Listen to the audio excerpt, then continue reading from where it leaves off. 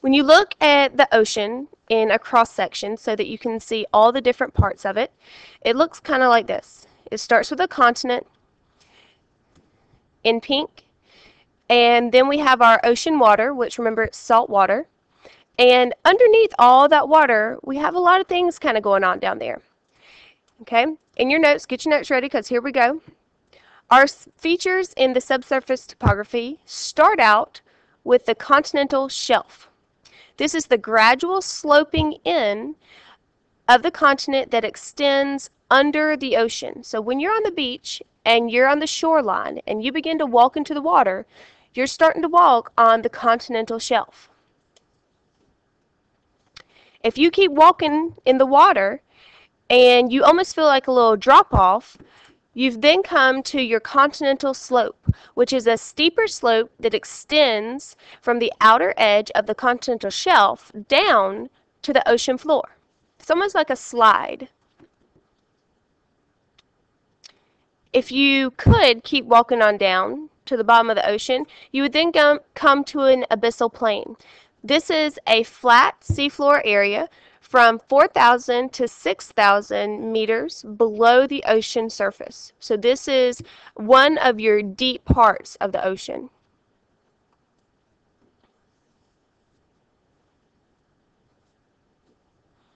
If you can continue on, you'll eventually run into a mid-ocean ridge, which generally forms in the middle of the ocean, hence the name mid-ocean ridge.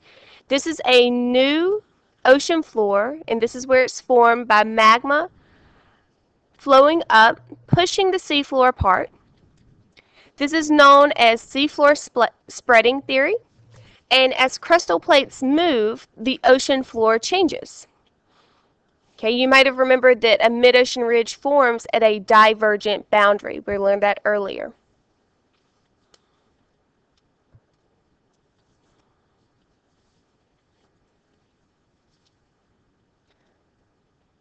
On the ocean floor, we also have what we call a trench. This is a long, narrow, steep-sided depression.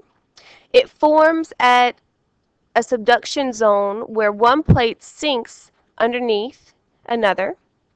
And an example of this is the Mariana Trench. So a trench, very, very deep part in our ocean floor. Remember, this happened at a convergent boundary where two plates are colliding together and one plate sinks underneath another. If you notice the depth, this trench is going from 6,000 meters all the way down to 12,000 meters.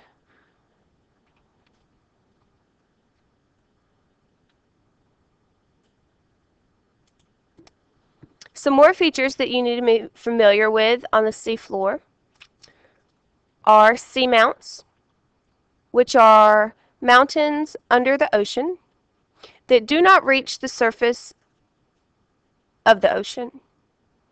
So a seamount hasn't reached the surface of the ocean yet, but it is a mountain that's underwater.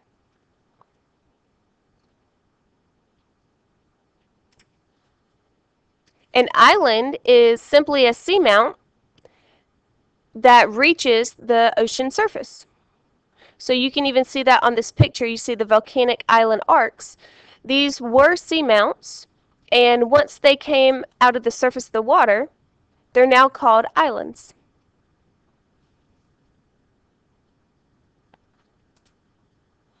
A guyotte is a flat-topped seamount, which may once have been a volcano.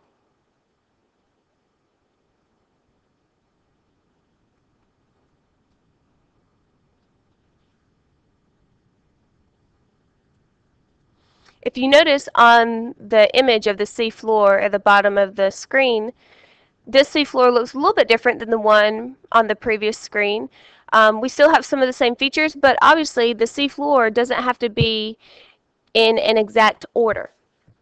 We start with a continent. We have our continental shelf, continental slope.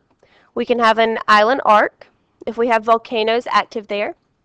We can have our abyss, where it's a deep part of the ocean, mid-ocean ridge, another abyssal plain, our guyotte, seamount, and our trench.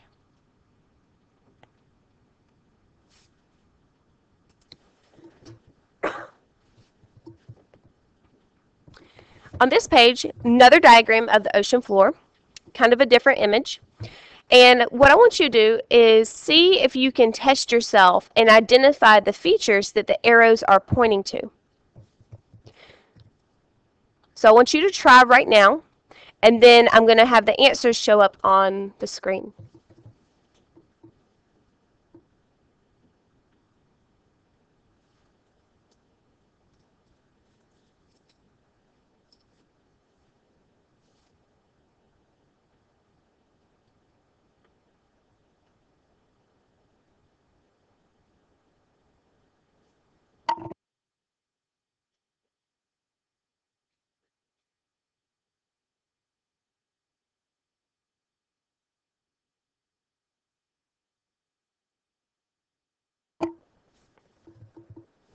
All right, looking at the first arrow that's right here by the continent, that arrow is pointing to our continental shelf.